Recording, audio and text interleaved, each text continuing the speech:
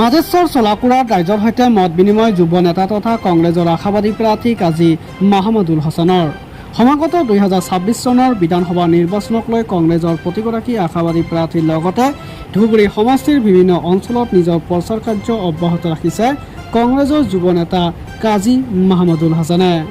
ধুবুৰী সমষ্টিৰ প্ৰতিটো অঞ্চলৰ লগতে ধুবুৰী সমষ্টিৰ মাজেশ্বৰ চলাকুৰা অঞ্চলত সমাগত 2026 নিৰ্বাচন সন্দৰ্ভত মত বিনিময় কৰে ৰাজ্যিক যুৱ কংগ্ৰেছৰ সাধাৰণ সম্পাদক কাজী মাহমুদুল হাছানে।